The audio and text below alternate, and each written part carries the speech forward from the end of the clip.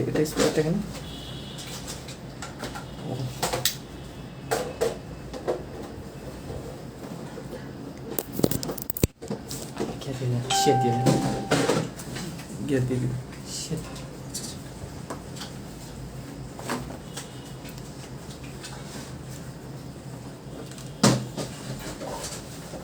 ঠিক আছে।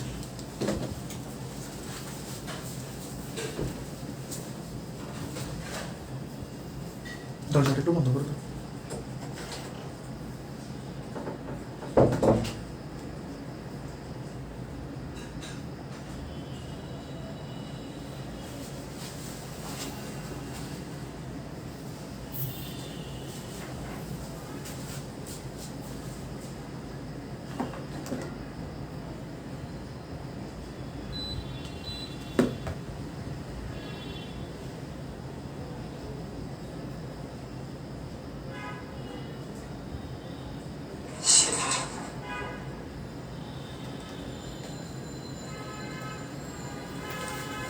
আসসালামু আলাইকুম। আসলে আমাদের নোমান আসছে, ও একটু আমাকে সবকিছু রেডি করে দিচ্ছে। আশা করি এখন সবার কাছে ক্লিয়ার এবং কাজটা খুব সুন্দরভাবে দেখা যাচ্ছে। সবাই জয়েন করলে আমরা আবার শুরু করব।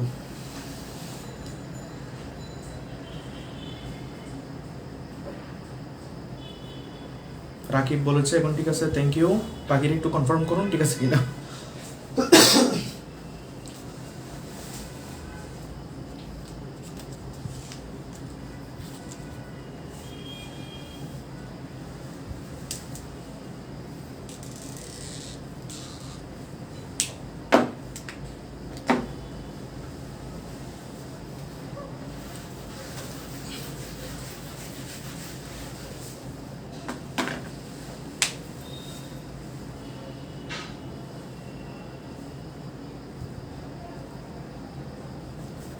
আচ্ছা এখন তো ক্লিয়ার সবাই। লিঙ্কটা কি ইয়েতে গেছে? মিনার একটু, রাকিব অথবা মিনার লিঙ্কটা একটু দিয়ে দাও গ্রুপে, একটু দ্রুত লিঙ্কটা দিয়ে দাও।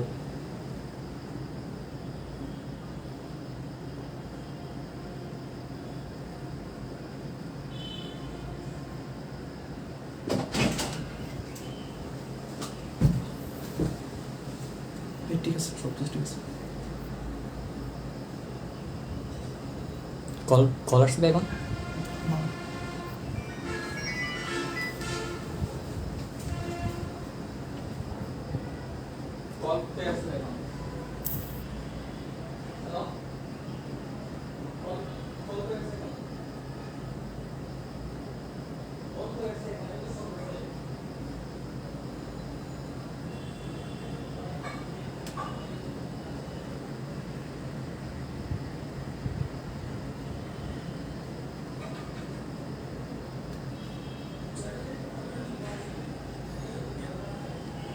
আচ্ছা অল ওকে, ঠিক আছে।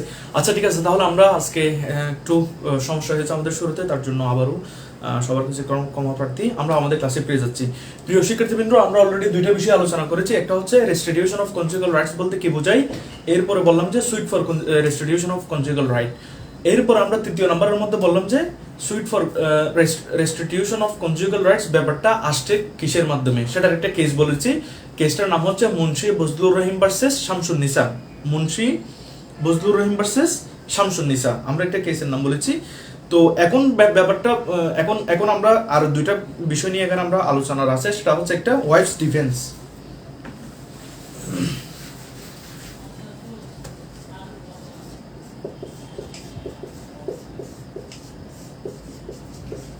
ওয়াইফ ডিফেন্স, এই কথাটা কেন আসছে? আচ্ছা আপনি একটু চিন্তা করে দেখেন। ব্যাপারটা হচ্ছে আপনার একজন স্ত্রী, তাকে তার হাজবেন্ড খুব বেশি অত্যাচার করে বলতে তাকে মেন্টালি টর্চার করে, তাকে শারীরিকভাবে নির্যাতন করে। এরপরে হচ্ছে সে যখন তার বাবার বাড়ি চলে গেছে, বিভিন্নভাবে হুমকি দামকি দেয় যে আমি তোমাকে দেখে নিব, আমি তোমাকে মারবো, তোমাকে শাস্তি দিব, এই সমস্ত কথাবার্তাগুলো বলে। এখন সেই মহিলার কি আর এতটুকু সাহস থাকবে, এতটুকু সামর্থ্য থাকবে সে পুনরায় গিয়ে তার স্বামীর সাথে জীবন যাপন করবে শুধুমাত্র এই বলে যে সে তার স্বামীর সাথে বিবাহ বন্ধনে আবদ্ধ? আমরা জানি নিশ্চয়ই না। তো এই জন্য আদালত বলতেছে এই মুন্সি বজলুর রহিম ভার্সেস শামসুন নিসা মামলার মধ্যে যে শুধুমাত্র মামলা করলেই আদালত ডিক্রি প্রদান করবে না হাজবেন্ডকে। হাজবেন্ড যদি স্ত্রীকে রেস্টিটিউশন অফ কনজুগাল রাইট, তাদের বৈবাহিক যে অধিকার সেগুলো বাস্তবায়নের জন্য যদি আদালতে মামলা করে, শুধুমাত্র মামলা করছে এজন্যই ডিগ্রি প্রদান করবে না, বরং এখানে স্ত্রীকে সুযোগ প্রদান করবে। কিসের জন্য সুযোগ প্রদান করবে? সে কি কারণে তার হাজবেন্ড তার বাবার বাড়িতে গিয়ে বসে থাকছে, সে কি কারণে তার স্বামীর সাথে জীবনযাপন করতে ইচ্ছুক না, তার স্বামী তাকে কোনো অত্যাচার করতেছে কিনা, তার স্বামী তার সাথে কোনো খারাপ বিহেভ করতেছে কিনা, তার স্বামীর মধ্যে কোনো শারীরিক প্রবলেম আছে কিনা, এই সব কিছু বিবেচনা আদালত করবে। তো এই যে বিবেচনা করার একটা সুযোগ স্ত্রীকে দেওয়া হয়েছে, সেটাকে বলা হয় ডিফেন্স, অর্থাৎ যেটাকে বলা হয় আত্মরক্ষা, মানে আত্মপ্রতিরোধ। নিজের সমস্যা কি কারণে সে তার হাজবেন্ডের অধিকারটাকে আদায় করতে পারতেছে না, সেটা সে আদালতকে বুঝাতে পারবে।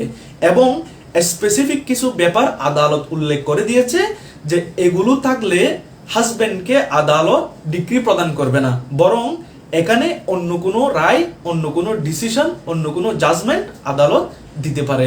সেই ডিফেন্সগুলো কি আমরা একটু দেখি। সেই ডিফেন্সগুলোর একটা হচ্ছে তোমার habitually ill treats,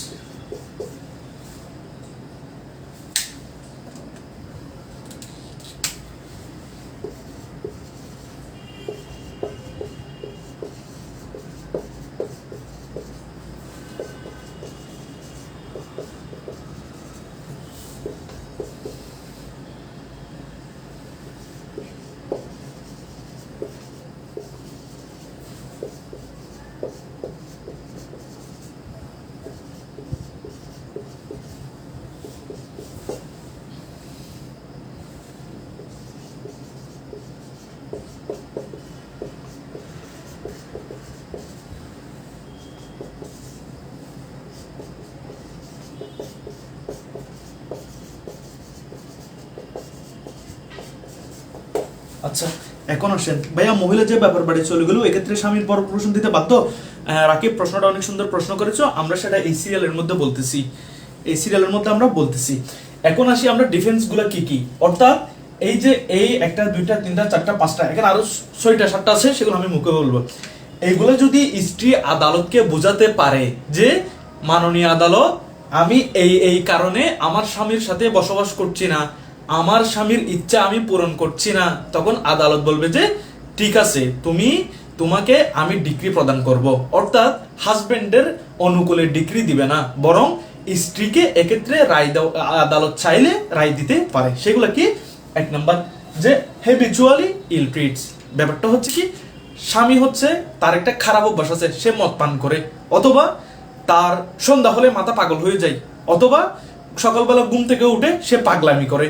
হ্যাবিচুয়ালি ইল ট্রিটস অর্থাৎ অন এ ডেইলি বেসিস, প্রতিদিন সে অভ্যাস হয়ে গেছে তার স্ত্রীর সাথে খারাপ আচরণ করা, অথবা ভাত খেতে গেলে প্রতিদিনই বলে লবণ কম হয়েছে, অথচ 10 জন বলে যে লবণ ঠিক আছে।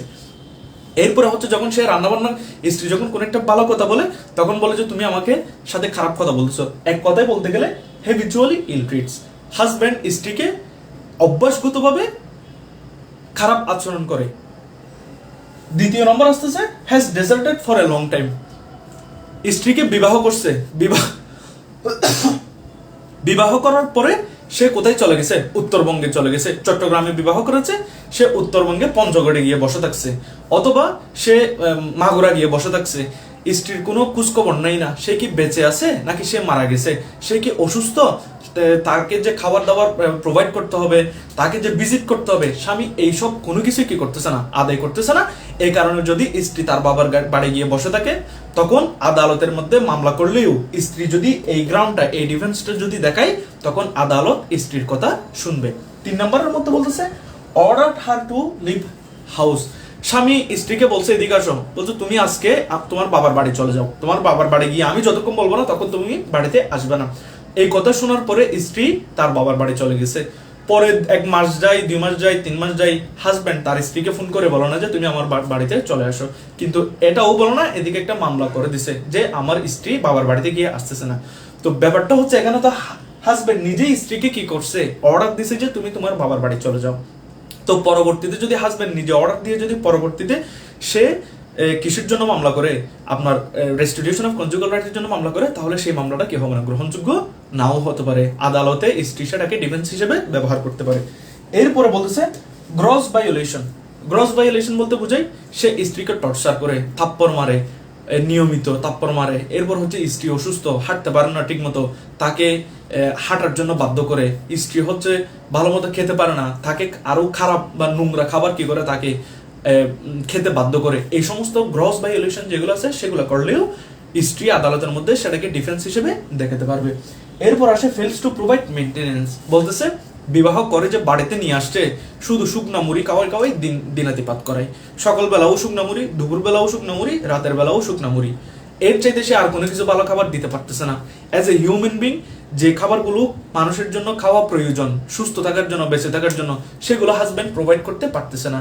তো এই কারণে যদি এইসব কারণে যদি স্ত্রী তার বাবার বাড়ি চলে যায় এবং হাজব্যান্ড আদালতে মামলা করে তার স্ত্রী তার বাড়িতে চলে আসার জন্য, এক্ষেত্রে স্ত্রী এগুলোকে ডিফেন্স হিসেবে দেখাতে পারবে এবং দেখানোর ফলে আদালত স্বামীর অনুকূলে রায় দেওয়ার পরিবর্তে স্ত্রীর ব্যাপারগুলোকেও কি করবে, রিয়ায়ত করবে, গুরুত্ব দিবে এবং তার কাছে যে আইন আছে সে আইন অনুযায়ী আদালত কি করবে, রায় প্রদান করবে বা জাজমেন্ট প্রদান করবে। সবাই বুঝেছেন কিনা আমাকে একটু জানান, আমার কথা ক্লিয়ার কিনা। এরপর হচ্ছে আপনাদেরকে যে ডিফেন্স গুলো বলেছি সেগুলো ক্লিয়ার কিনা আমাকে একটু জানান।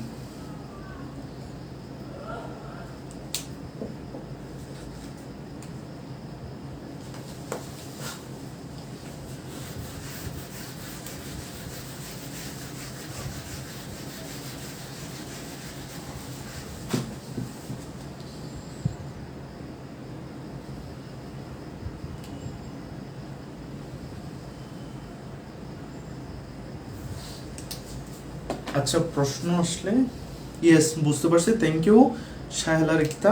আচ্ছা, এরপরে আমরা আসি আরেকটা জিনিসের মধ্যে, সেটা হচ্ছে স্ত্রী আরো দুইটা জিনিসের ডিফেন্স নিতে পারে। সেই ডিফেন্স গুলো কি? এক নম্বর হচ্ছে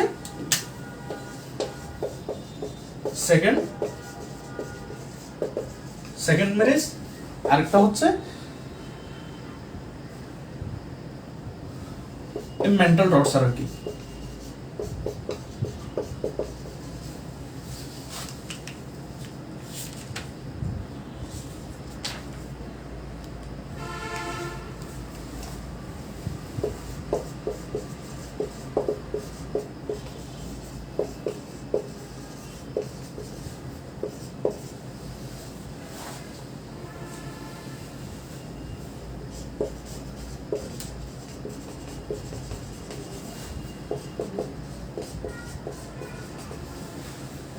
ইস্তেফা। আচ্ছা, বলতেছে স্ত্রী আরো দুইটা কারণে বাবার বাড়ি চলে যেতে পারে, অথবা হাজবেন্ডের যে অধিকারগুলো তার থেকে আছে সেগুলো সে আদায় করতে না পারে। সেগুলো কি? একটা হচ্ছে সেকেন্ড ম্যারেজ। ধরেন আপনার স্বামী দ্বিতীয় বিবাহ করেছে, বিবাহটা করার সময় সে যথাযথ পন্থাগুলো কি করে নাই, পালন করেনি। মুসলিম ফ্যামিলি লস অর্ডিন্যান্সের যে প্রসিডিউরটা বলছে সে সেটা কি করেনি, ফুলফিল করেনি। অথবা সে ফুলফিল করেছে, বিবাহ করেছে, কিন্তু আপনাকে ঠিকমতো কি করে না, দেখাশোনা করে না। সে নতুন যে বিবাহটা করেছে সেটাকেই সবকিছু আদায় করে, তাকে ভালো ভালো খাওয়ায়, তাকে ভালো কাপড় চোপড় দেয়, তাকে দেখতে পারে, তার বাসায় পড়ে থাকে, আপনার কোনো কি করে না, যোগাযোগ করে না। তো এই যে এটার কারণেও এই ডিফেন্সটাও আপনি নিতে পারবেন। সেটার এর জন্য একটা কেস হচ্ছে Anis Begum versus Mohammad Estevão. Anis Begum versus Mohammad Estevão.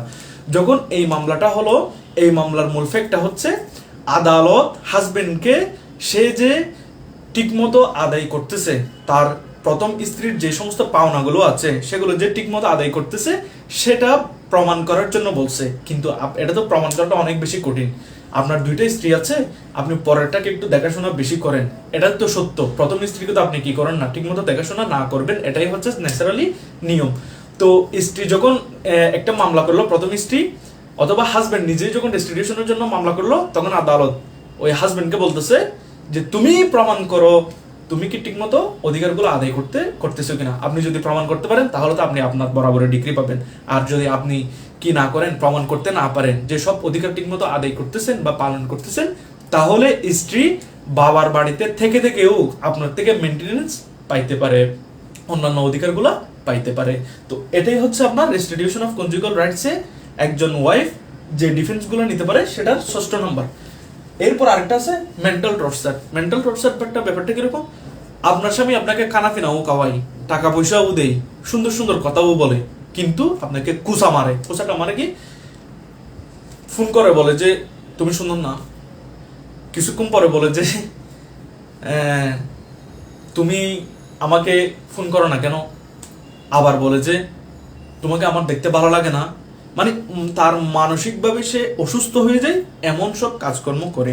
তো এইসব কিছু করলেও তখন স্ত্রী হচ্ছে তার বাবার বাড়িতে গিয়ে, অর্থাৎ হাজবেন্ডের যে অধিকার সেগুলো আদায় না করলেও সে ডিফেন্স হিসেবে এটা নিতে পারবে যে আমাকে হাজবেন্ড কি করে মেন্টালি টর্চার করে, সেজন্য আমি তার সাথে বসবাস করতেছি না।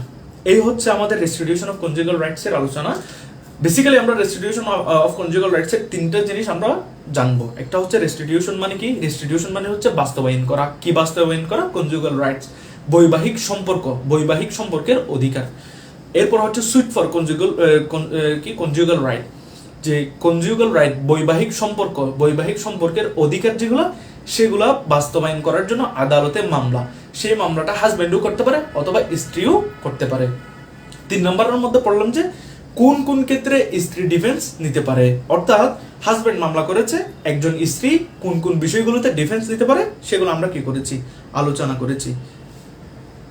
এই যে রাকিব একটা বলেছে তোমার বাবার বাড়ি থেকে এটা দেয় না কেন, হ্যাঁ এটা দেয় না কেন, এই সমস্ত কথা বলে যদি মেন্টাল টর্চার করে, তখন আপনি চাইলে আপনি বাবার বাড়িতে চলে গেছেন, চলে গিয়ে এখন আপনিও ডিভোর্স দিচ্ছেন না, হাজবেন্ডও ডিভোর্স দিচ্ছে না, জাস্ট যে যার যার মতো করে বসে আছে। এই অবস্থায় আপনি, মহিলা চাইলেও আদায় মামলা করতে পারবে, হাজবেন্ড চাইলেও মামলা করতে পারবে। হাজবেন্ড মামলা করলে আপনি বলবেন যে ও আমাকে কি করে মেন্টালি টর্চার করে। এই হচ্ছে অবস্থা। What about husband defence? আচ্ছা, হাজবেন্ডের কোনো ডিফেন্সই নেই রেস্টিটিউশন অফ কনজুগাল রাইট। হাজবেন্ডের ডিফেন্স আছে কয়েকটা, সেটা হচ্ছে হাজবেন্ডের, যেমন স্ত্রী আপনার বাড়িতেও, এটা হচ্ছে হাজবেন্ড কি ডিফেন্স নেবে সেটা পুরোটাই নির্ভর করবে আদালতের উপর। মানে এখন তো আমরা এগুলো তো বইয়ের কথা বলতেছি, কিন্তু অ্যাকচুয়ালি সিচুয়েশন যখন হয়, একটা মামলা যখন হয়, তখন সেটার আনুষঙ্গিক আরো ব্যাপার থাকে, সেই আনুষঙ্গিক ব্যাপারগুলো দেখে হাজবেন্ড ডিফেন্স নিতে পারবে। যেমন স্ত্রী বাবার বাড়ি গিয়ে বসে আছে, সে দাবি করতেছে যে স্বামী তাকে কি দিচ্ছে না, মেনটেনেন্স দিচ্ছে না, অথচ সে মেনটেনেন্স দিচ্ছে। তো এই জিনিসটা যদি হাজব্যান্ড আদালতকে বুঝাইতে পারে যে মাননীয় আদালত আমি তাকে সবকিছু আদায় করেছি, সে পরকিয়া করে, সে অন্য একজন হাজবেন্ডের, অন্য একজন ছেলের খপ্পরে পরে কি করতেছে যে আমাকে আমার অধিকার থেকে বঞ্চিত করতেছে, তখন আপনি নিশ্চয়ই মামলার মধ্যে জিতে যাবেন। তো পরকিয়া করে সেটা আপনাকে প্রমাণ করতে হবে, তার মোবাইলের রেকর্ড অথবা আপনার কাছে যদি সেরকম কোনো এভিডেন্স থাকে সেটা আপনাকে প্রমাণ করতে হবে। অথবা আপনার স্ত্রী, আপনার শাশুড় বাড়ির পাশাপাশি আপনার স্ত্রী আপনার বাসায় কাজকর্ম না করে বাবার বাড়িতে গিয়ে ফসলের ক্ষেতের জমির মধ্যে কাজ করে, তাদেরকে কাঁথা সেলাই দেই, আপনার বাসার জন্য একটা কাঁথা নাই, ও আপনার বাসার কাঁথা না সেলাই বাবার বাড়ি গিয়ে কাঁথা সেলাই, ওখানে মাসকে মাস পরে থাকে, আপনার বাসার কাই ওই বাবার বাড়িতে কাই মামার বাসার মোষ চড়াই, একটা কথা বলে ওইরকম কিছু করলে তখন হচ্ছে সেগুলোকে আপনি ডিফেন্স হিসেবে ব্যবহার করতে পারেন। সবাই বুঝেছেন কিনা আমাকে একটু দ্রুত জানান। আমাদের ক্লাস যেহেতু আজকে একটু শুরু করতে দেরি হয়েছে, আমরা জানি না আমাদের টপিক পুরোটা কভার করতে পারবো কিনা, বাট আই উইল ট্রাই। একটু জানান সবাই বুঝেছেন কিনা, আর যদি কারো কোনো প্রশ্ন থাকে তাহলে একটু কুইকলি প্রশ্নটা করে ফেলুন।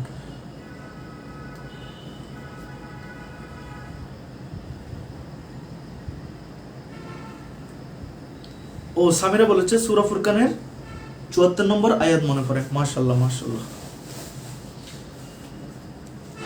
আজকালের মহিলারা এমন হয়, সব ছেলেদের মহিলাদের এরকমই মনে হয়। আগে এখনো বিয়ে করা নাই তো ভাইয়া, মহিলাদেরকে কি কি সুযোগ সুবিধা দিছে আদালত, মামলা, আইনের মধ্যে, সেগুলো দেখলে তুমি এই সমস্ত কথা এখানে বলতে না। আচ্ছা, এরপরে আমরা সরাসরি চলে যাব, এখানে আরেকটা টপিক আমরা আলোচনা করতে হবে, সেটা হচ্ছে চাইল্ড ম্যারেজ। চাইল্ড ম্যারেজটা আমি আপাতত আজকে আলোচনা করছি না, আমরা চাইল্ড ম্যারেজটা আরেকটা ক্লাসে, যেখানে আমরা একটু লেন্দি ক্লাস দেবো, সেখানে আমি বিষয়টা আলোচনা করব। যেহেতু টাইম একটু আজকে প্রবলেম হয়ে গেছে, সেজন্য আমি আসলে আলোচনাটা করছি না, জাস্ট আপনাদেরকে পড়াবো, এটাই হচ্ছে ব্যাপার।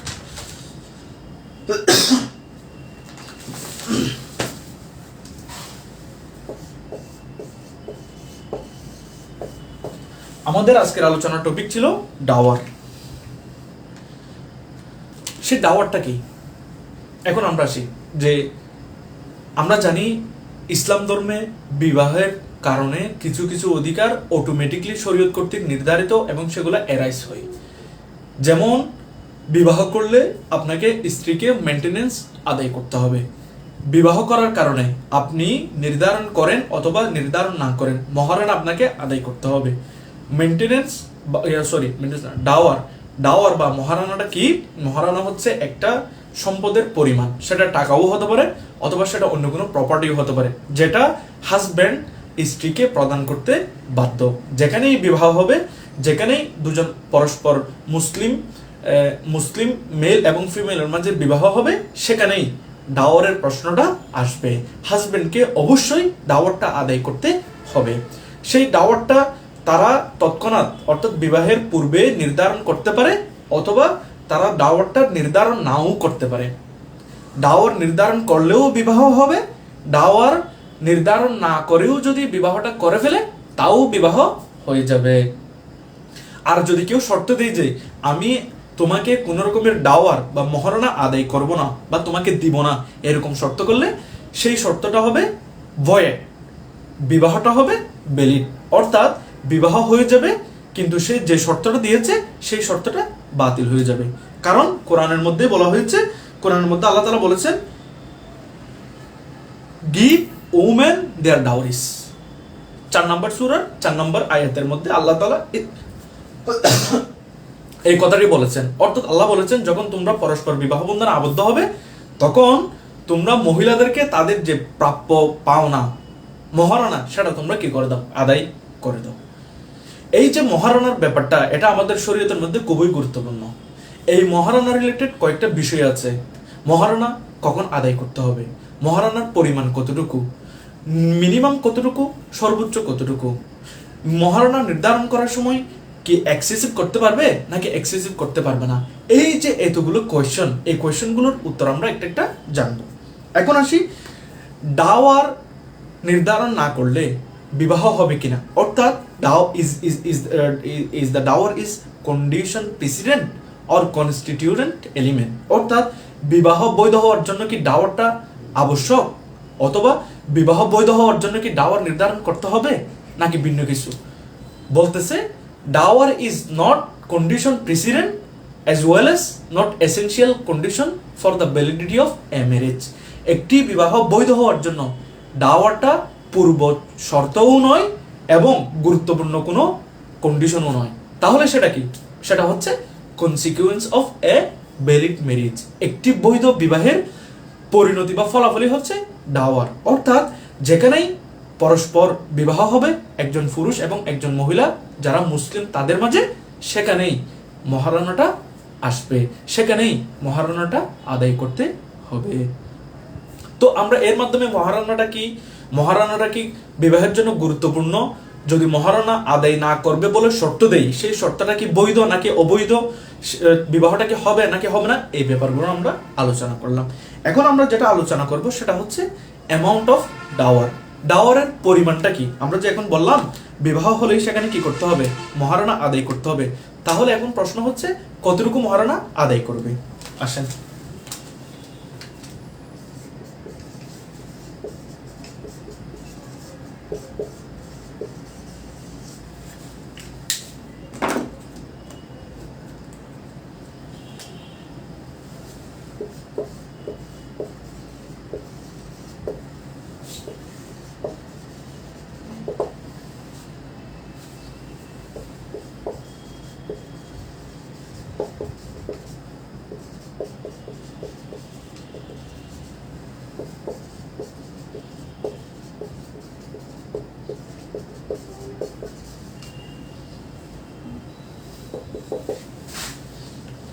আচ্ছা আপনারা একটু লিখে নেন। সেটা হচ্ছে মহারণা ব্যাপারে কোরআনের মধ্যে কোনো ফিক্সড অ্যামাউন্ট বলে নাই, কারণ আমরা জানি কোরআনের মধ্যে যে সবকিছু ব্যাপারে নির্ধারণ করে দিয়ে সবকিছু কি করা হয় না, বর্ণনা করা হয় নাই।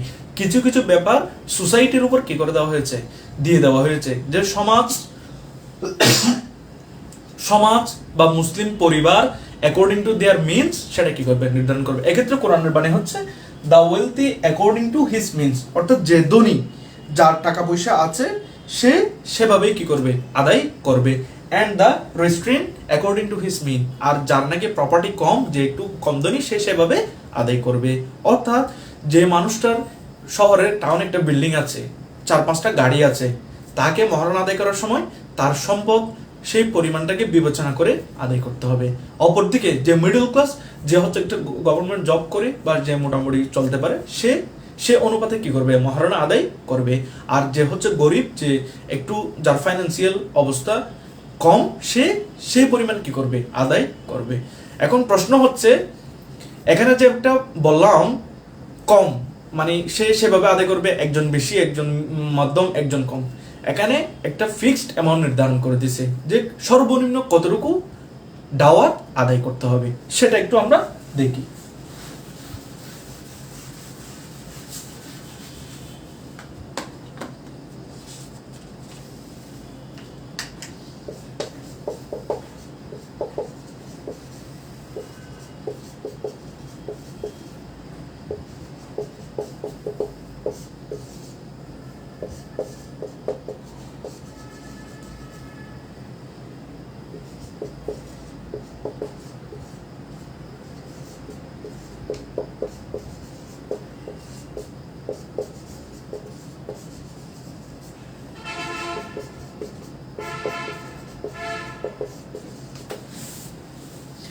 এই যে মিনিমাম পরিমাণ, দাওয়ারের সর্বনিম্ন কত পরিমাণ, এটা নিয়ে যারা ইসলামিক জুরিস্ট আছেন তাদের মাঝে আলাদা আলাদা ভিউ আছে।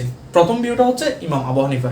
ইমাম আবু হানিফা বলেন যে সর্বনিম্ন দাওয়ারের পরিমাণ হচ্ছে 10 দিরহাম। সর্বনিম্ন পরিমাণ হচ্ছে 10 দিরহাম। সেটা যদি সে দিরহামে দেয়, সে যদি দিরহাম না দিয়ে যদি অন্য কিছুতে দেয়, তখন সে বলতেছে এ পিস অফ সিলভার, যার পরিমাণ হচ্ছে 7 মিসকাল। এখন দিরহাম এবং মিসকাল কি, সেটা হচ্ছে আমাদের যেহেতু ডাওয়ারের ধারণাটাই উদ্ভূত হয়েছে আরাবিয়ান কান্ট্রিতে, ওই আরাবিয়ান কান্ট্রিতে যে কারেন্সিটা প্রচলন রয়েছিল বা প্রচলন ছিল দিরহাম, সেই দিরহামের অনুপাতে বলা হয়েছে 10 দিরহাম ইকুয়াল টু ওই সময়ে বাংলাদেশি 24 টাকা, মানে 24 টাকা। কখন? 1500 বছর আগের কথা।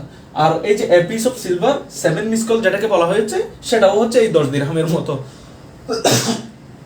অর্থাৎ ইমাম আবু হানিফা ডাওয়ারের যে সর্বনিম্ন পরিমাণ উল্লেখ করেছেন কত বছর আগে, প্রায় 1400 থেকে 15 বছর আগে, সেটার পরিমাণ মিনিমাম পরিমাণ হচ্ছে 10 দিরহাম। আর সিলভারের হিসাব করলে তখন সেটা 7 মিসকাল। বর্তমান সময়ে যদি আমরা 10 দিরহাম অথবা 7 মিসকালকে হিসাব করি, তাহলে সেটা হচ্ছে 24 টাকা বা 25 টাকা, সর্বোচ্চ আমি যদি বলি 50 টাকার মতো হবে, সর্বোচ্চ 50 টাকার মতো হবে। তো এটা তো আমাদের একটু দেখতে অকওয়ার্ড লাগতেছে, এটা তো খুবই মানে এই 24 টাকা কি মহারণা হিসেবে আদায় করবো নাকি আদায় করবো না, এই ডিবেটটা পরে। এখন যেহেতু আমরা আরো 1400 বছর পরে চলে আসছি, তাহলে এখন এই 10 দিরহাম আর 7 মিসকালের হুকুমটা কি হবে না, প্রযোজ্য হবে না। এখন ভিন্ন একটা রুলস চলে আসবে, ভিন্ন একটা পরিমাণ চলে আসবে। সেই পরিমাণটা কি আমরা সবার শেষে বলবো। এটা ইমাম আবু হানিফার ভিউটা জানলাম। এরপর আমরা আসবো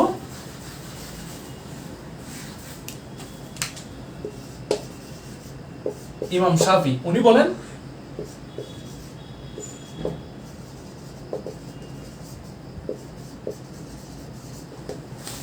ইমাম শাফি বলেন যে মহারণা হিসেবে একটা যদি গমের দানা হয়, গম তো চিনেন, গমের আটা, সেই গমের দানা পরিমাণ যদি কোনো একটা গমের আটাও যদি কেউ মেনশন করে যে আমি তোমাকে ডাওয়ার বা মহারণা হিসেবে দিলাম, তাহলে ফরজ আদায় করার জন্য ডাওয়ারের যে দায়ী দায়িত্ব, সেটা হাজবেন্ডের পক্ষ থেকে আদায় হয়ে যাবে। এই ইমাম শাফির মতামতটা শিয়ারাও বলেন যে শিয়া এবং শাফি ওনাদের মতামত হচ্ছে ডাওয়ার হিসেবে একটা গমের দানাই যথেষ্ট। মিনিমাম হিসেবে, মিনিমাম একটা গমের দানাই ডাওয়ার হিসেবে যথেষ্ট। এটা হচ্ছে ইমাম শাফি।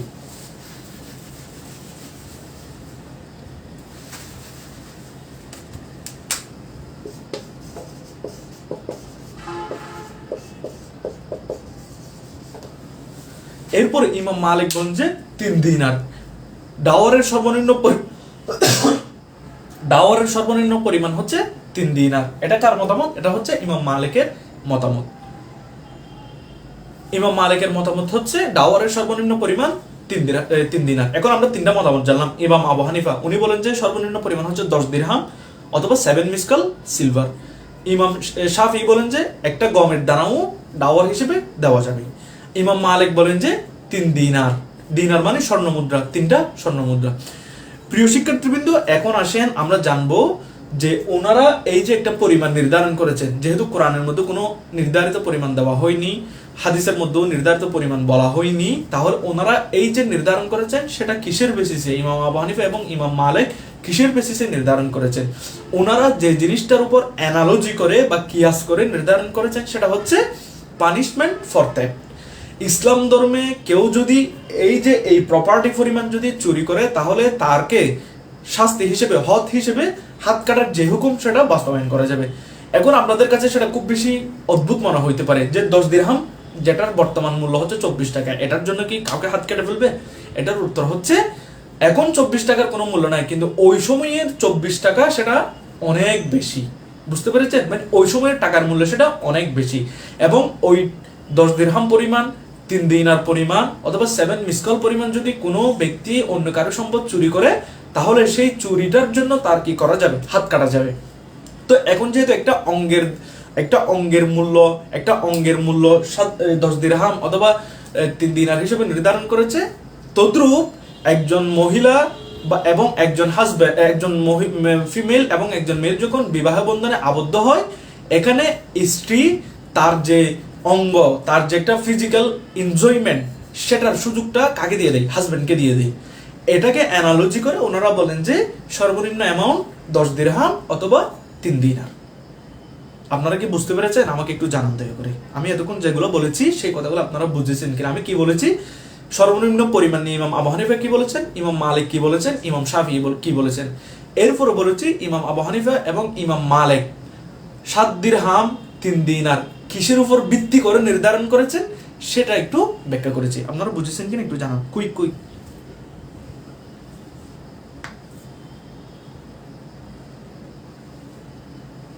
মিনার বলেছে বুঝেছি, ধন্যবাদ। সবাই একটু রেসপন্স করেন, কারণ আমি প্রত্যেকটা, আপনারা যারা আমার ক্লাসে জয়েন করেছেন, আমি আপনাদের প্রত্যেকের প্রতি দায়বদ্ধ। আমি আপনাদের প্রত্যেককে রেসপেক্ট করি।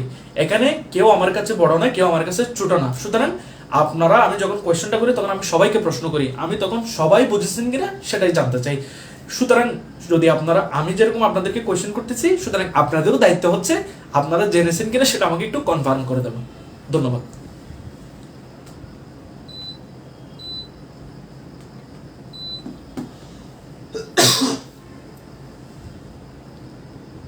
আচ্ছা, সাহিল আরেকটা বলেছে কিসের উপর নির্ধারণ করেছে। আচ্ছা, আবার একটু বলছে, সেটা হচ্ছে শরীয়তের মধ্যে, মানে ইসলাম শরীয়তের মধ্যে একজন ব্যক্তি যখন কারো 7 দিরহাম অথবা 3 দিনার, 7 দিরহাম এবং 3 দিনার পরিমাণ সম্পদ চুরি করে তাহলে তাকে হাত কাটার কি দেওয়া যাবে? শাস্তি দেওয়া যাবে। মানে ওই সময়ের 7 দিরহাম এবং 3 দিনার পরিমাণ কেউ যদি চুরি করে তাহলে তাকে কি দেওয়া যাবে? শাস্তি দেওয়া যাবে। তো এখন যেহেতু বলতেছে 7 দিরহাম অথবা 3 দিনারের কারণে একটা অঙ্গকে কি করা যাচ্ছে? মানে আলাদা করে দেওয়া যাচ্ছে, সেটাকে নষ্ট করে দেওয়া যাচ্ছে। তো এখন একজন হাজব্যান্ড যখন স্ত্রীকে বিবাহ করে তখন সে বিনিময়ে স্ত্রীর যে ফিজিক্যাল এনজয়মেন্ট সেটাকে কি করে? লাভ করে। অর্থাৎ এখানে একরকম বোঝাতে চাচ্ছে যে কি স্ত্রী নিজের এনজয়মেন্টের অধিকার সেটা কাকে দিচ্ছে? হাজব্যান্ডকে দিচ্ছে। সুতরাং এর বিনিময় হিসেবে সর্বনিম্ন 7 দিরহাম অথবা 3 দিনার ডাওয়ার কি করতে হবে? আদায় করতে হবে। এই বেসড অন অর্গান, ও খুব সুন্দর একটা রিপ্লাই দিয়েছে, বেসড অন অর্গান। এই একটা লাইন অনেক সুন্দর। আচ্ছা, আমরা একটু এগিয়ে যাবো। সেটা হচ্ছে আমরা এখন দেখবো যে বর্তমান সময়ে এগুলোর কোনোটি করা হচ্ছে না, আপনার গ্রহণ করা হচ্ছে না। এখন যেটা গ্রহণ করা হয় সেটা হচ্ছে আপনার রেসপেক্টেবল অ্যামাউন্ট।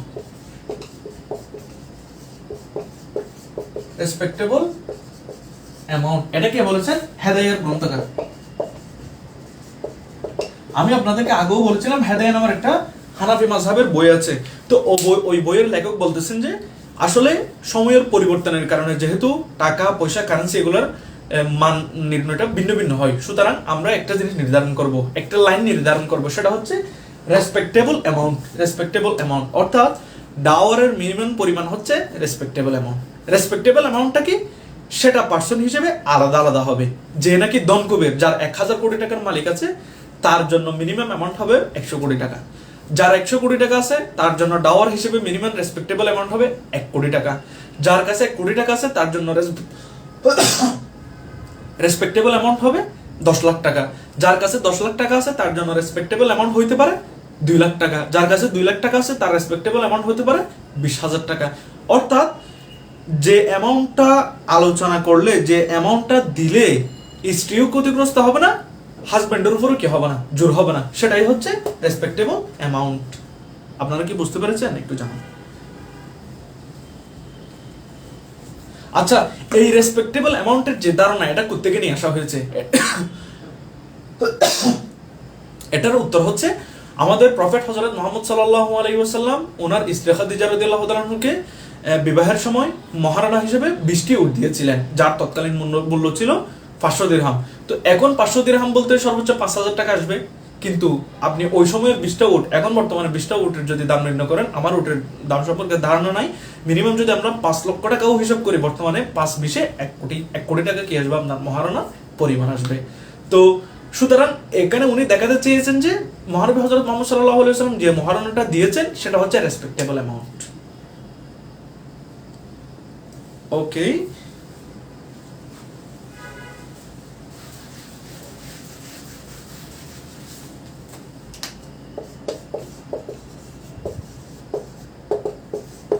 এখন আসেন, প্রশ্ন হচ্ছে আমরা তো এখন মিনিমাম অ্যামাউন্ট জানলাম, রেসপেক্টেবল অ্যামাউন্ট জানলাম, হাইয়ার অ্যামাউন্ট কতটুকু, সে কতটুকু দিতে পারবে?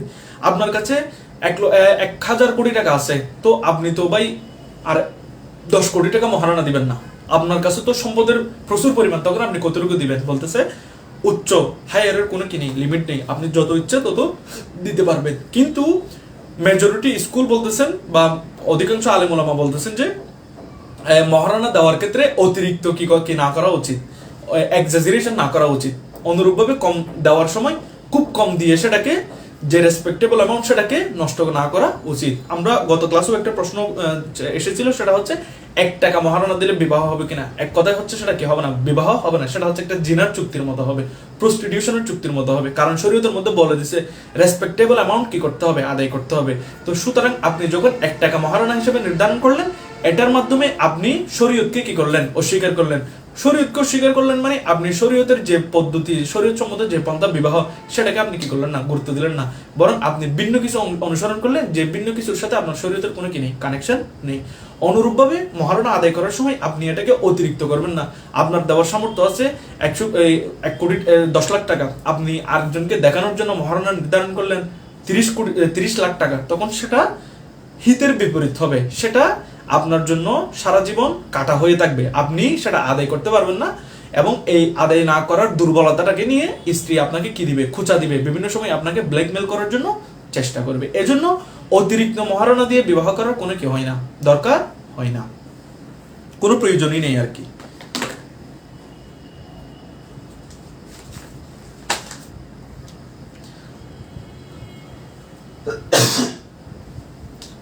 আচ্ছা, এরপর আরেকটা প্রশ্ন আসতেছে যে সেটা হচ্ছে, এটা একটু পার্সোনাল প্রশ্ন, সেটা হচ্ছে ধরেন আমরা তো এখানে বলেছি প্রপার্টি দেওয়া, সেই প্রপার্টিটার মধ্যে কি এমন কিছু থাকতে পারে যেটা টাকাও না, সরাসরি সম্পদও না? উদাহরণস্বরূপ একটা সার্ভিস মানে কিরকম, আপনার সাথে আপনি স্ত্রীকে বলেন যে আমি তোমাকে টাকা মহারণা হিসেবে দিব না বা সম্পত্তিও দিব না, বরং আমি তোমাকে কি করব, প্রতিদিন সকালবেলা ঘুম থেকে উঠে তোমার রান্না বান্না যেগুলো আছে সেগুলো আমি তোমাকে করে দিব। এরকম চুক্তিতে কি, এরকম সার্ভিস প্রদানের মাধ্যমে কি ডাওয়ার আদায় করা যাবে? এক। দ্বিতীয় নম্বর হচ্ছে, যেমন আপনার স্ত্রী বড় একটা কোম্পানিতে চাকরি করে, তার গাড়ি আছে, আপনি তাকে গাড়িতে ড্রাইভিং করে তার দোকানে দিয়ে অফিসে দিয়ে আসবেন। তো আপনি বললেন যে এই যে তোমাকে আমি প্রতিদিন অফিসে দিয়ে আসি, মাসে হচ্ছে 20 বার দিয়ে আসি, তাহলে প্রতি মাসে 20,000, বছরে 20 বার 2,20,000 বা সামথিং যা আসে, এভাবে হচ্ছে আমি তোমার মহারণাটা আদায় করবো। এরকম চুক্তি করলে কি মহারণা আদায় হবে? ইমাম আবু হানিফা বলতেছেন হবে না, ইমাম শাফি বলতেছেন হবে না। কেন হবে না?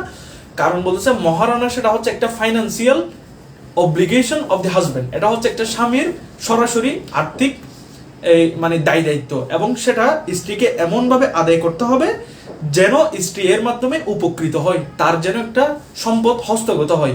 সুতরাং সার্ভিস এই সমস্ত কথাগুলো বলে এটাকে কি করা যাবে না, ভিন্নভাবে প্রবাহিত করার সুযোগ নেই। এরপরে আসেন আমরা নেক্সট টপিকে চলে যাবো, সেটা হচ্ছে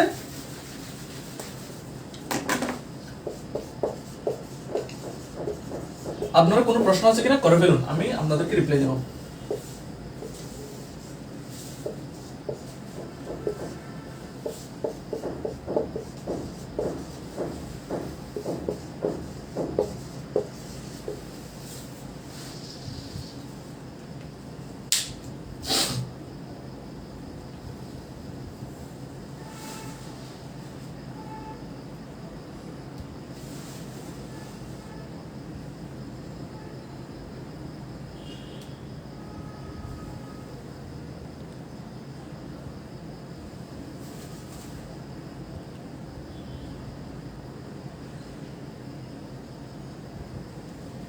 আচ্ছা আমরা এখন যেটাতে চলে আসলাম সেটা হচ্ছে টাইপস অফ ডাওয়ার। ডাওয়ার কয় ধরনের বলছে? ডাওয়ার দুই ধরনের, একটা হচ্ছে ফিক্সড ডাওয়ার আর একটা হচ্ছে আপনার proper Dawr. I am sorry, আমার আসলে যে কোল্ড অ্যালার্জি সেটা যাচ্ছে না, আমি ওষুধ নিচ্ছি কিন্তু এর পুরো কমতেছে না আর কি। আর সামনে একটু এসিও চলতেছে গরমের কারণে, এসির হাওয়াটাও মুখে পড়তেছে যার কারণে একটু কাশি আর কি। বিয়ের সময় যে গহনার বাবদ নগদ দ্বারা হয় ওইটা কি মহারণার অন্তর্ভুক্ত হবে? হ্যাঁ, এখন এটা একটা বড় প্রশ্নটার উত্তর হচ্ছে আপনি যদি ইউজুয়ালি এটাই হয়, আপনি যদি এই সেই গহনার যেটা দিচ্ছেন সেটা যদি আপনি বলে দেন যে আমি আপনাকে 10 লক্ষ টাকা মহারণা দিব কথা বলেছি বা মহারণা আদায় করব, সেই মহারণাটার টাকাটা আমি আপনাকে কিসে দিচ্ছি, গহনায় দিচ্ছি, তাহলে সেটা কি হবে? মহারণা আদায় হয়ে যাবে। অথবা আপনি বলতেছেন যে আমি তোমাকে 10 লাখ টাকা দিয়ে বলছি, আমি তোমাকে বিনিময়ে 5টা আইফোন কিনে দিচ্ছি, স্ত্রী যদি সেটাতে রাজি হয় তাহলে সেটাও মহারণা হয়ে যাবে। অথবা আপনি 10 লক্ষ টাকা দিয়ে তাকে 1 খণ্ড জমি কিনে দিলেন, সেটাও হবে। অর্থাৎ এমন কিছু যেটার কারণে ফাইন্যান্সিয়াল সিকিউরিটির কি হয়? বাস্তবায়ন হয়। এরপর একটা কোয়েশ্চেন হচ্ছে, মুসলিমরা স্কুল চেঞ্জ করতে পারে? যেমন আমি হানাফি হয়ে শাফিঈর কোনো রুল ফলো করতে পারি? ইয়েস, এটার একটা ডক্ট্রিন হচ্ছে ডক্ট্রিন অফ তাকাইয়ুর, অবশ্যই করতে পারেন। কিন্তু এরকম না যে আপনি সন্ধ্যাবেলা একটা ফলো করবেন, দুপুরবেলা একটা ফলো করবেন, রাত্রেবেলা একটা ফলো করবেন, তাহাজ্জুদের সময় একটা ফলো করবেন। এর কারণ হচ্ছে দেশের আলাদা আলাদা দেশের কারণে আমাদের কালচার, আমাদের চিন্তা ভাবনা সেগুলো কি হয়? আলাদা আলাদা হয়। আপনি দেখবেন এশিয়া মহাদেশ, এরপর হচ্ছে পৃথিবীর যেগুলো অনারব কান্ট্রি, ইরাক, ইরান, এগুলোতে হানাফি মাযহাবের প্রচলন খুব বেশি। সুতরাং এই হানাফি মাযহাবের যে মাসালাগুলোর কি করা হয়েছে, নির্ধারণ করা হয়েছে, সেগুলা ইজিপ্টের, মিশরের, সৌদি আরবের থেকে কি হবে? ভিন্ন ভিন্ন হবে। কারণ এখানে ওয়েদারের গুলো ব্যাপার আছে। যেমন এই শাফি মাযহাব, মালিকি মাযহাব, হাম্বলি মাযহাবের মধ্যে বলেছে তাড়াতাড়ি নামাজ আদায় করার জন্য, কিন্তু আমাদের হানাফি মাযহাবে বলেছে মধ্যম ওয়াক্তে অথবা শেষ দিকে কি করার জন্য? নামাজ পড়ার জন্য। উদাহরণস্বরূপ জোহরের নামাজ, আমরা জোহরের নামাজ পড়ি 1টা বা 1:30টায়, কিন্তু ইমাম শাফি বলেছেন যে আপনি জোহরের নামাজ কয়টা বাজে আদায় করে ফেলেন? 11:30টার দিকে আদায় করে ফেলেন। তো আউয়াল ওয়াক্ত, আখের ওয়াক্ত। তো এই যে কিছু ব্যাপার সেবার আছে, আবার এখানে মাসালা মাসাইলের চিন্তা ভাবনার ফিলোসফিক্যাল কিছু ডিফারেন্স আছে, সেজন্য আপনি করতে পারেন, কিন্তু করার সময় আপনাকে স্পেসিফিক কিছু ইস্যুতে আপনি করতে পারবেন। যে কোনো ইস্যুতে র্যান্ডমলি কি করতে পারবেন না, কনভার্সনটা করতে পারবেন না। আচ্ছা, আমরা যে আলোচনার মধ্যে ছিলাম, বলছে টাইপস অফ ডাওয়ার, ডাওয়ারের প্রকার। ডাওয়ার হচ্ছে দুই ধরনের, একটা হচ্ছে ফিক্সড ডাওয়ার আর একটা হচ্ছে প্রপার ডাওয়ার। ফিক্সড ডাওয়ারটা কিরকম? বিবাহের কন্ট্রাক্ট করার পূর্বে যদি আপনারা হাজব্যান্ড এবং ওয়াইফ মিউচুয়ালি নির্ধারণ করেন কতটুকু ডাওয়ারের পরিমাণ হবে, সেটা হচ্ছে ফিক্সড ডাওয়ার। আর যদি আপনারা ডাওয়ারটা ফিক্স না করেন, ধরেন আপনার বান্ধবী, আপনার পরিচয় হয়েছে, আপনার খুব ভালো লেগেছে, আপনার পরিবার মেনে নেবেন, আপনি খুব তাড়াহুড়ার মধ্যে আছেন, সবাই দুজন একদম লাফালাফি করে সিদ্ধান্ত নিলেন যে চলো আমরা বিয়ে করে ফেলি, গিয়ে ডেকে বললেন আমি তোমাকে অফার দিলাম, তুমি ও বললাম, আমি কবুল করলাম, বিবাহ হয়ে গেছে, পরে গিয়ে রেজিস্ট্রেশনও করে ফেলেছেন, কিন্তু আপনাদের এখানে ডাওয়ারটা স্টিল কি করা হয়নি, ফিক্সড করা হয়নি। তখন যে ক্রাইটেরিয়া ফলো করে ডাওয়ারটা ফিক্স করা হবে তখন সেটাকে বলা হবে প্রপার ডাওয়ার। যদি নির্ধারণ করা হয় তখন সেটা হচ্ছে ফিক্সড ডাওয়ার। আর যদি আগে থেকে নির্ধারণ করা না হয়, পরবর্তীতে সেটা নির্ধারণ করতে হয়, কোনো কেস আসে যে নির্ধারণ করতে হবে, তখন সেটাকে বলা হয় প্রপার ডাওয়ার। এরপরে আসেন ডাওয়ার আদায় করার সময়ের উপর নির্ভর করে সেটা দুই ধরনের, একটা হচ্ছে প্রম্পট, একটা হচ্ছে ডিফার্ড। প্রম্পট ডাওয়ার কি? প্রম্পট ডাওয়ারটা হচ্ছে এরকম যে বিবাহ সংগঠিত হওয়ার সময়, বিবাহের কন্ট্রাক্টটা করার সময় আপনারা ডাওয়ার ফিক্স করছেন 10 লক্ষ টাকা। তো 10 লক্ষ টাকা নির্ধারণ করার সাথে সাথে বলে দিয়েছেন যে আমাকে, স্ত্রী বলে দিল যে আমাকে কি করতে হবে, ডাওয়ারটা নগদে আদায় করতে হবে, আদায় করা হবে, মানে কাবিননামার মধ্যে লিখে দিয়েছেন যে নগদ। তো নগদের অর্থ হচ্ছে আপনি তৎক্ষণাৎ কি করবেন, আদায় করবেন। সেটা বিবাহের অনুষ্ঠানের দিনও আপনি তাকে কি করতে পারেন, 10 লক্ষ টাকা গনে দিয়ে দিতে পারেন। অথবা অন ডিমান্ড, যেটা স্ত্রী যখন চাই তখন আপনাকে আদায় করতে হবে, সেটা হচ্ছে প্রম্পট ডাওয়ার। প্রম্পট ডাওয়ারের সংজ্ঞা দুইটা, একটা হচ্ছে আপনি নগদে আদায় করবেন, অথবা on demand of the wife, স্ত্রী যখন চাইবে তখনই আপনাকে সেটা কি করতে হবে, আদায় করতে হবে, সেটা হচ্ছে আপনার প্রম্পট ডাওয়ার। এরপর আসেন ডিফার্ড ডাওয়ার। ডিফার্ড ডাওয়ারটা হচ্ছে কিরকম, যে ডাওয়ারটা আপনি নগদে আদায় করবেন না, অথবা on demand of the wife, স্ত্রী যখন চাই তখন আদায় করবেন না, বরং আপনি কাবিননামায় লিখে দিয়েছেন যে ডাওয়ারটা ডিফার্ট হবে। ডিফার্ট হওয়ার অর্থ হচ্ছে যখন আমাদের মাঝে বিবাহটা ভেঙে যাবে, যখন ডিভোর্স হবে, ডিসলিউশন অফ ম্যারেজ হবে, তখনই হচ্ছে কি করা হবে, ডাওয়ারটা আদায় করা হবে। এরকম শর্ত দিলে তখন সেটাকে বলা হবে ডিফার্ট ডাওয়ার। তো এখন ডাওয়ার কি প্রম্পট হবে নাকি ডিফার্ড হবে সেটা পুরোটাই নির্ভর করবে চুক্তির উপর। অর্ধেক প্রম্পট হইতে পারে, আবার অর্ধেক ডিফার্ডও হইতে পারে। যেমন 10 লাখ টাকা কাবিন, আপনি স্ত্রীকে বললেন, অথবা স্ত্রী আপনাকে শর্ত দিল যে 5 লক্ষ টাকা নগদে আদায় করতে হবে, আর 5 লক্ষ টাকা পরে আদায় করা হবে। এই অবস্থায় 5 লক্ষ টাকা নগদ হিসেবে গণনা করা হবে, প্রম্পট ডাওয়ার হিসেবে গণনা করা হবে, আর 5 লক্ষ টাকা ডিফার্ড ডাওয়ার হিসেবে আদায় গণনা করা হবে আর কি, মানে হিসেব করা হবে।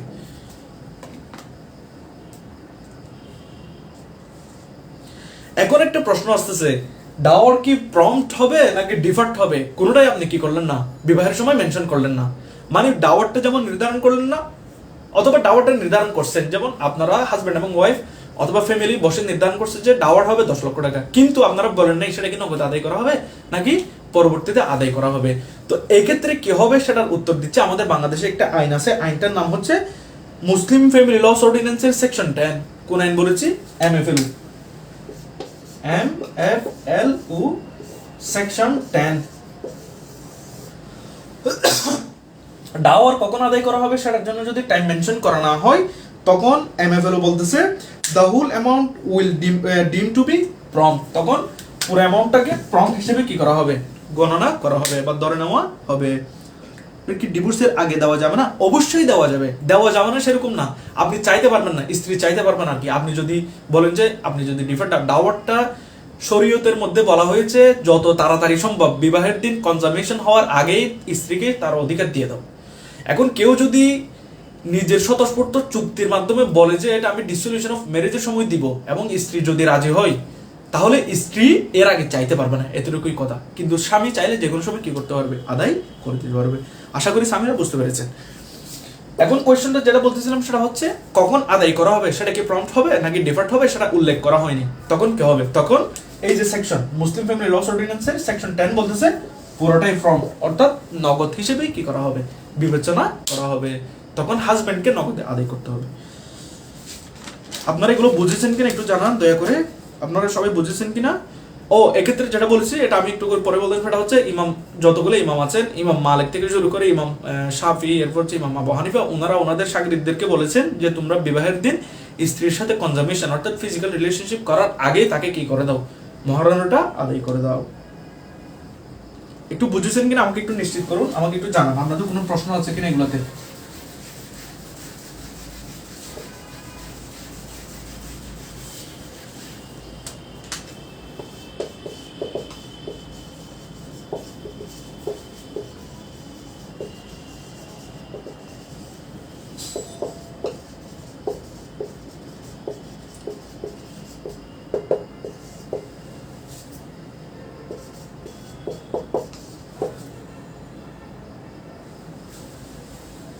জি ভাইয়া, বুঝতে পেরেছি। আচ্ছা আচ্ছা, এখন দেখেন আপনার হাজবেন্ড হচ্ছে খুব চালাক। সে বিবাহের দিন স্ত্রীকে গিয়ে বলল যে সোনামণি, আদরের মণি, আমার জীবন, আমার প্রাণ, তোমাকে ছাড়া আমি বাঁচবো না, আগামীকাল থেকে আমি তোমার, আমার চোখে তুমি, তুমি আমার স্বপ্ন, এই সমস্ত কথাগুলো বলে আপনাকে বোঝাই ফেললো যে আমি তো ডাওয়ার দিতে পারবো না, বা আমি তোমাকে ডাওয়ারটা দিব না, তুমি এটা গ্রহণ করে ফেলো। বুঝতে পেরেছেন? মানে ছেলেবেলা তো এরকমই হয়, টাকা তো নাই, কি করবে বেচারা, তার তো বুদ্ধি আছে। সে গিয়ে এসব কথা বললো, এবং সাথে একটু ছোট করে বললো যে তুমি প্রিয়তমা এটা একটু গ্রহণ করে ফেলো, এটা অ্যাকসেপ্ট করো। এবং মহিলা তো ভাই, হাজব্যান্ড এত সুন্দর করে বলছে, অনেক দিনের প্রেমিক, অ্যাকসেপ্ট করে ফেললো যে ঠিক আছে তুমি দিও না। কিন্তু বলতেছে এরকম যদি কেউ স্টিপুলেশন দেয় নন পেমেন্ট অফ ডাওয়ার, যে আমি তোমাকে আদায় করবো না, সেরকম যদি চুক্তি করে দেই, সেটা কি হবে, আপনার ভয়েড হবে। ডাওয়ার আদায় না করার চুক্তি যদি কেউ যদি কন্ডিশন দেয়, সেই কন্ডিশনটা কি করা হবে না, অ্যাকসেপ্ট করা হবে না। অবশ্যই তাকে কি আদায় করতে হবে, ডাওয়ার আদায় করতে হবে। কি ডাওয়ার আদায় করবে, তখন হচ্ছে প্রপার ডাওয়ারটা তাকে দিতে হবে।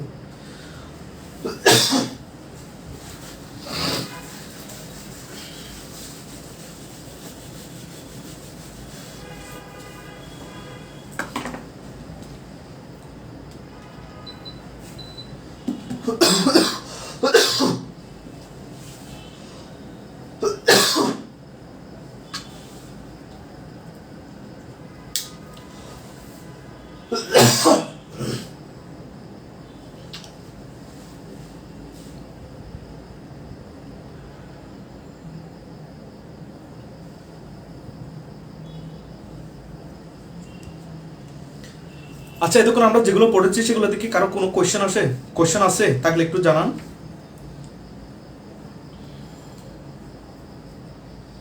আপনারা সবাই বুঝেছেন কিনা? আচ্ছা, আমরা এরপরে চলে যাই।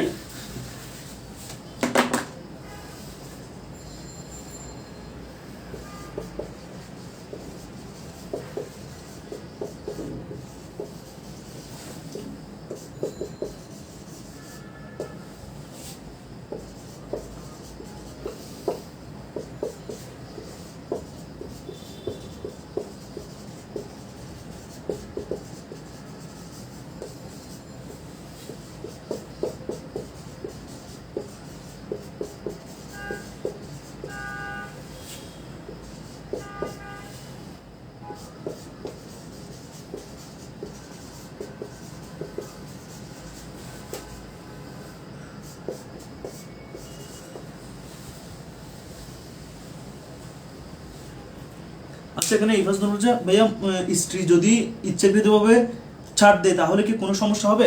সামিরার এক বাক্যে উত্তর হচ্ছে, সেটা আমরা সামনে পড়ব। যদি আমি এখন উত্তরটা দিই, সেটা হচ্ছে কোনো সমস্যা হবে না। কিন্তু এখানে দুইটা কথা, স্ত্রী একদম কোনো রকমের undo influence, fraud, emotional blackmail, এগুলো কোনো কিছুতেই সে কি হয়ে উদ্বুদ্ধ না হয়ে যদি মাফ করে দেয়, তখন সেটা কি করা হবে? গ্রহণ করা হবে। আর হযরত ওমর বলতেছেন, স্ত্রী যদি প্রথমে মাফ করে দিছে, পরবর্তীতে সে আবার যদি মহারণার দাবি করে, তখন হাজবেন্ডকে কি করতে হবে? মহারণা আদায় করতে হবে। ভাইয়া, মহারণার উদ্দেশ্য নারীর নিরাপত্তা নিশ্চিত করে। এখন ধরেন মেয়ের চরিত্র ভালো নয় অথবা মেয়ে লোভী, এখন সেই ডিভোর্স চাচ্ছে শুধু মহারণার জন্য। এখন এই মুসলিম আইনের আদালত কি করবে? তাকে অবশ্যই মহারণা দিতে হবে। ভাইয়া, তোমার প্রশ্নটা অনেক সুন্দর, কিন্তু সেটার উত্তর আমরা কখন পড়বো? সামনে পড়বো। সেটার উত্তর আমরা সামনে পড়বো। আমরা কোথায় পড়বো? আমরা ডিভোর্সের মধ্যে পড়বো। সেখানে একটা ডিভোর্সের মধ্যে একটা জুডিশিয়াল কোল আছে, মানে হাজবেন্ডও স্ত্রীকে ডিভোর্স দিচ্ছে না, স্ত্রীও হাজবেন্ডকে কি দিচ্ছে না? ডিভোর্স দিচ্ছে না। সবাই হচ্ছে ওই মহারণার টাকাটার জন্য কি করা আছে? আটকায় আছে। তখন সেটা আদালতের মধ্যে যাবে, আদালত উভয়জনের কথা শুনবে। হাজবেন্ড কেন স্ত্রীকে ডিভোর্স দিচ্ছে না, স্ত্রী কেন হাজবেন্ডকে ডিভোর্স দিচ্ছে না, সেই ইস্যুগুলা কার পক্ষ থেকে নেগলিজেন্সটা আছে, কার পক্ষ থেকে অপরাধ বেশি, সেটা নির্ধারণ করে তখন আদালতে নির্ধারণ করে দিবে যে হাজবেন্ড কি ডাওয়ার আদায় করবে নাকি করবে না। এটাই হচ্ছে ব্যাপার।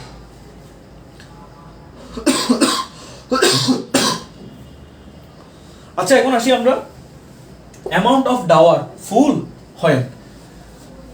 ধরেন ডাওয়ারের অ্যামাউন্টটা তারা নির্ধারণ করেছে 10 লক্ষ টাকা। তো এখন পুরোপুরিটা কখন আদায় করতে হবে, অর্ধেক কখন আদায় করবে, অথবা কখন ডাওয়ারে দিতে হবে না, এই রিলেটেড কিছু কি আছে আপনার ব্যাপার আছে, সেগুলো আমাদেরকে জানতে হবে। প্রথমে আসি ফুল, মানে পরিপূর্ণ ডাওয়ার যতটুকু নির্ধারণ করেছে সেটা কখন কখন। আমি অ্যাকচুয়ালি সরি, আমার কোল্ড অ্যালার্জির কারণে এটা বেশি কাশছে।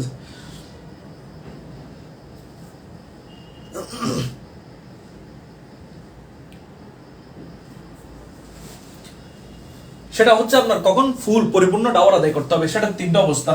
একটা হচ্ছে অন কনজামেশন অফ ম্যারেজ, একটা ডাওয়ার নির্ধারণ করেছে হাজব্যান্ড এবং ওয়াইফ 10 লক্ষ টাকা, এবং 10 লক্ষ টাকা নির্ধারণ করার পরে হাজব্যান্ড এবং স্ত্রীর মাঝে ইন্টারকোর্স হয়েছে, অর্থাৎ ফিজিক্যাল রিলেশন হয়েছে, তখন হাজব্যান্ডকে ওই 10 লক্ষ টাকা অবশ্যই কি করতে হবে? আদায় করতে হবে। সেটা তাদের মাঝে বিবাহ শেষ না হলেও দিতে হবে, অথবা তাদের মাঝে ডিভোর্স হলে তখনও তাকে কি আদায় করতে হবে? পুরো ডাওয়ারের টাকাটা আদায় করতে হবে। এক number on consummation of marriage, M দিয়ে হচ্ছে ম্যারেজ। 2 নাম্বার হচ্ছে ট্রু সেক্লুশন।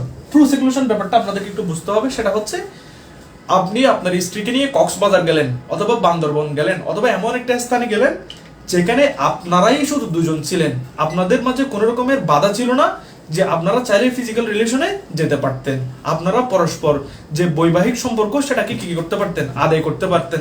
কেউ আপনাদেরকে কি দিত না? বাধা দিত না। আপনারা একসাথে কাটিয়েছেন, একসাথে আপনারা ছিলেন, একসাথে আপনারা গল্পগুজব করেছেন, সেটাকে বলা হচ্ছে ট্রু সেক্লুশন। এই যে ট্রু সেক্লুশন, সেটা হলে আপনি বিবাহে আগ্ধ হয়েছে, ডাওয়ার ফিক্সড হয়েছে, এর পরের দিন হানিমুন নামে যেটাকে আমরা জানি, অর্থাৎ কক্সবাজার চলে গেছেন, আপনারা একসাথে ছিলেন, কনজামেশন হোক অথবা না হোক, শুধুমাত্র ট্রু সেক্লুশন হলেই পুরো ডাওয়ারের টাকাটা আদায় করতে হবে।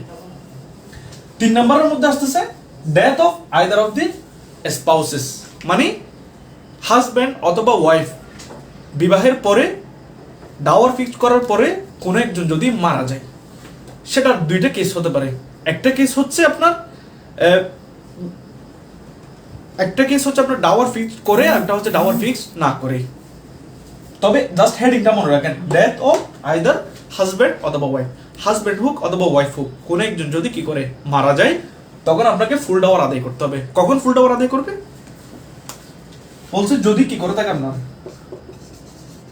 ফিক্সড না, যদি না, এখানে ফিক্সড করে কত, ফিক্সড করলে এই যে যদি ফিক্সড করে, তখন আপনাকে ওই ফিক্সড অ্যামাউন্টটা দিয়ে দিতে হবে। যেমন মিস্টার এ এবং মিসেস বি বিবাহ হয়েছে, 10 লক্ষ টাকা মহারণা নির্ধারণ করেছে।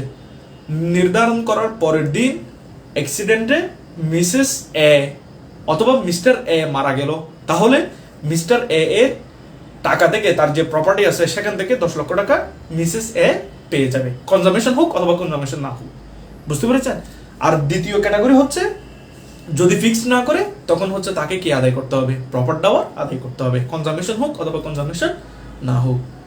এই তিনটা অবস্থায় আপনাকে অ্যামাউন্ট অফ ডাওয়ার পুরোটাই কি করে ফেলতে হবে, আদায় করতে হবে। আপনারা বুঝেছেন কিনা একটু জানান। সবাই বুঝেছেন? কারো কোনো কোয়েশ্চেন আছে?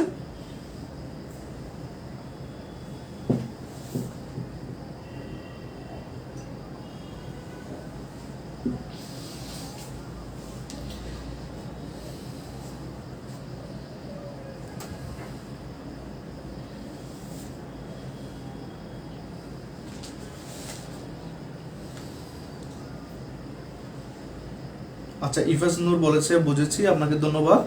সবাই একটু রেসপন্স করলে আমি বুঝতে পারি আর কি আসলে যে আপনারা বুঝেছেন কিনা বা আপনারা একটিভ আছেন কিনা।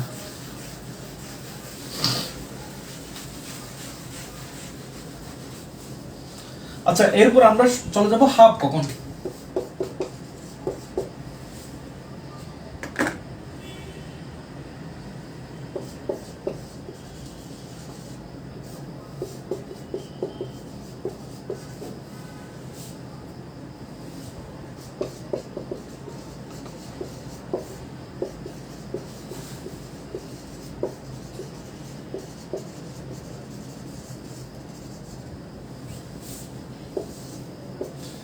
এই যে আচ্ছা, এখন আসেন এই কেসটা বলেছে অর্ধেক, মানে আপনি যদি 10 লক্ষ টাকা নির্ধারণ করেন, তখন আপনাকে 5 লক্ষ টাকা দিতে হবে।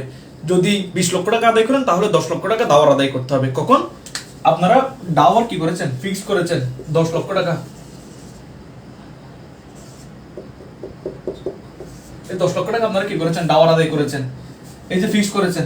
কিন্তু এই যে আপনাদের কনজামেশন অর্থাৎ ফিজিক্যাল রিলেশন হওয়ার পূর্বেই আপনারা কি দিয়ে দিচ্ছেন, স্ত্রীকে ডিভোর্স দিয়ে দিচ্ছেন। এই অবস্থায় আপনাকে এই 10 এর অর্ধেক অর্থাৎ কি করতে হবে, 5 লাখ টাকা আদায় করতে হবে, হাফ ডাওয়ার। বুঝেছেন কিনা বলেন? ডাওয়ার ফিক্সড করা আছে, কিন্তু কনজামেশন অর্থাৎ ফিজিক্যাল রিলেশনের পূর্বেই ডিভোর্স দিয়ে দিচ্ছেন। এই অবস্থায় আপনি কি করবেন, মানে 5 লক্ষ টাকা আদায় করবেন। এটা হচ্ছে কখন, যখন বিবাহটা কি হবে, ভ্যালিড হবে। গত ক্লাসে বলেছি যদি ম্যারেজটা ইরেগুলার হয়, তাহলে সেখানে কোনো কি করতে হবে না, ডাওয়ারই আদায় করতে হবে।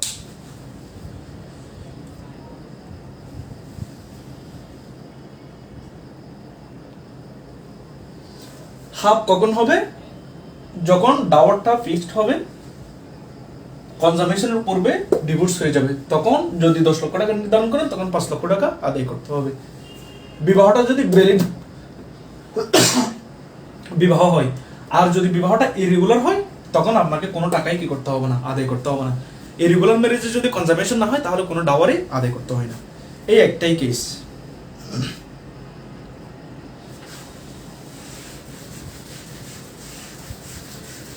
এরপরে আসেন যেটা বলবো সেটা হচ্ছে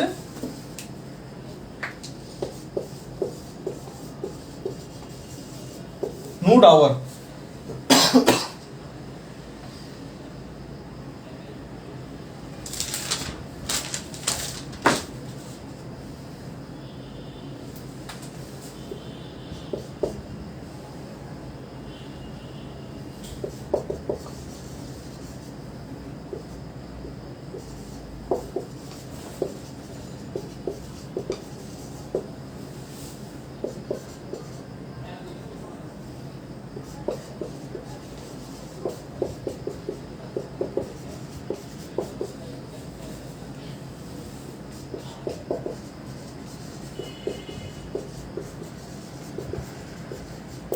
কখন কোনো ডাওয়ার আদায় করতে হবে না। এক নাম্বার, বিবাহটা হচ্ছে ইরেগুলার ম্যারেজ। কখন কখন ইরেগুলার ম্যারেজ হয় সেগুলো কিন্তু আমি আপনাদেরকে পড়িয়েছি, আবার দেখে নিতে পারেন। ইরেগুলার ম্যারেজ ডাওয়ার ফিক্সড করা হয় নাই, ডাওয়ার কি করেন নাই, ফিক্সড করেন নাই। এরপরে কনজামেশন করার আগে আপনি কি দিয়ে দিচ্ছেন, ডিভোর্স দিয়ে দিচ্ছেন। ওই সময় আপনার স্ত্রীকে কোনো রকমের কি আদায় করতে হবে না, ডাওয়ার আদায় করতে হবে না। এরপরে আসেন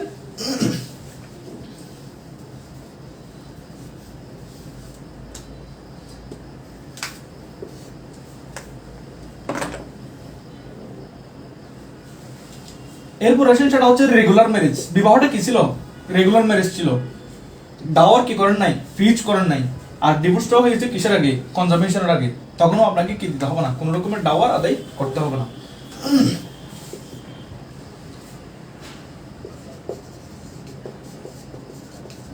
দুই নম্বরটা হচ্ছে কি, বিবাহটা কি ছিল আপনার, রেগুলার ছিল। আপনি ডাওয়ারটা কি করেন নাই, ফিক্সড করেন নাই, নো ডাওয়ার, নো ডাওয়ার। কনজামেশনও করেন নাই, আপনি ডিভোর্স দিয়ে দিয়েছেন, তখন বলতেছে নো ডাওয়ার। এই যে নো ডাওয়ার, নো ডাওয়ার, তখন কোনো কি করতে হবে না, ডাওয়ার আদায় করতে হবে না। এই জায়গায় যদি শুধুমাত্র এতটুকু পরিবর্তন হয়, ডাওয়ারটা কি করছেন, ফিক্স করছেন, তখন হচ্ছে আপনাকে কি দিতে হবে, হাফ ডাওয়ার আদায় করতে হবে। যেটা ফিক্স করছেন সেটা হাফ ডাওয়ার আদায় করতে হবে। যদি ডাওয়ার যদি ফিক্স না করেন, তখন আপনাকে কোনো ডাওয়ারই কি করতে হবে না, আদায় করতে হবে না। এটা হচ্ছে 2 নম্বর। এরপর আসেন 3 নম্বরের মধ্যে চলে যাবো আমরা।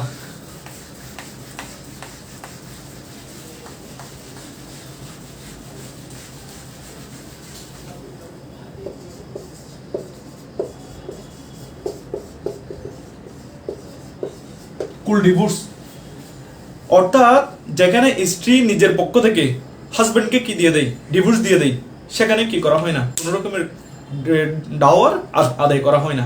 সেখানে হচ্ছে স্ত্রী হাজবেন্ড যে থেকে সে যে ডাওয়ারটা পায় সেটা গ্রহণ করবে না, এই মর্মে সে হাজবেন্ডকে কি দেয়, আপনার ডিভোর্স দেয়। সাধারণত হাজবেন্ড স্ত্রীকে ডিভোর্স দেয়, কিন্তু যেটা কুল ডিভোর্স সেখানে হচ্ছে স্ত্রী বরং হাজবেন্ডকে কি দেয়, ডিভোর্স দেয়। বিনিময়ে সে যে ডাওয়ারটা পাইতো সেই ডাওয়ারটা পায় না।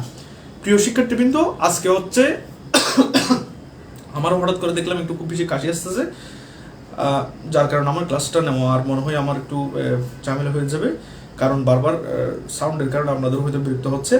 আমরা এতটুকু পর্যন্ত আজকে ক্লাসে আমরা রাখলাম, আমরা বাকিটুকু নেক্সট ক্লাসে অর্থাৎ আগামীকালকের ক্লাসে কভার করবো ইনশাল্লাহ। আমরা ডাওয়ারের প্রায় শেষ, এখানে আর কিছু তেমন নাই, জাস্ট ইরেগুলার বাকি আছে, এরপরে মেনটেনেন্সটা বাকি আছে। আজকের এই আমরা যতটুকু আলোচনা করেছি সেখানে আপনাদের কারো কোনো প্রশ্ন আছে কিনা একটু জানান। আমরা প্রশ্ন করেই অর্থাৎ 1 মিনিট আপনাদের প্রশ্নগুলো রিপ্লাই দিয়ে হচ্ছে আমরা আজকের ক্লাসটা এখানে শেষ করবো ডাওয়ারের উপর। আমরা ডাওয়ারের মোটামুটি ডাওয়ার বলতে কি বোঝায়, এরপর হচ্ছে ডাওয়ার এসেনশিয়াল কন্ডিশন নাকি কনসিকুয়েন্স সেটা নিয়ে আলোচনা করেছি। এরপর হচ্ছে মিনিমাম এবং হাইয়েস্ট অ্যামাউন্ট অফ ডাওয়ার, সর্বনিম্ন কতটুকু এবং সর্বোচ্চ কতটুকু ডাওয়ার হতে পারে সেটা নিয়ে আমরা আলোচনা করেছি। এরপরে হচ্ছে আপনার ইমাম 3 ইমাম ডাওয়ারের মিনিমাম অ্যামাউন্ট নিয়ে কি বলেছেন সেগুলো নিয়ে আমরা আলোচনা করেছি।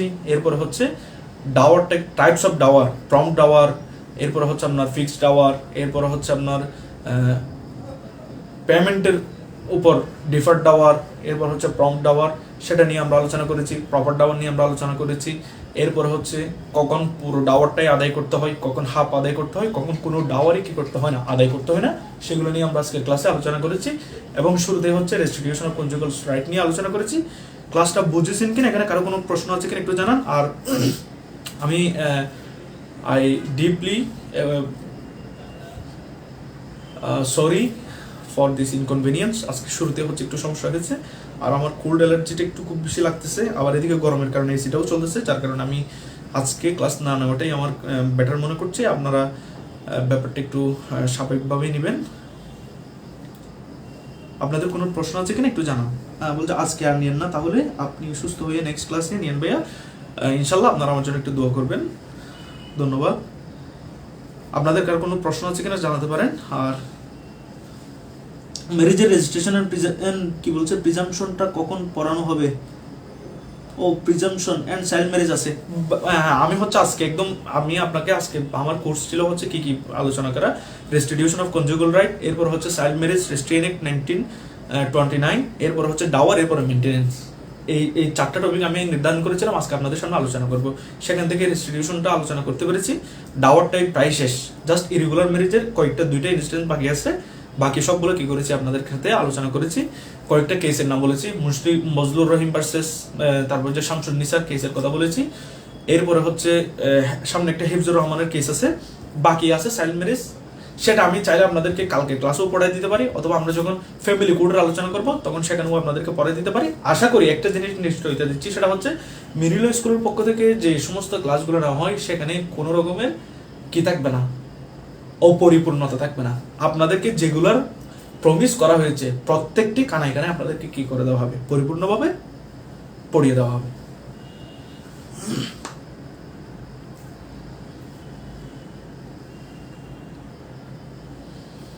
থ্যাংক ইউ, একজন ওষুধের সাজেশন দিয়েছেন, থ্যাংক ইউ। আচ্ছা ঠিক আছে, তাহলে আজকে আমরা আমাদের ক্লাসটা এতটুকুই রাখি। সবাই দোয়া করবেন, সুস্থ থাকবেন। আসসালামু আলাইকুম ওয়া রাহমাতুল্লাহ।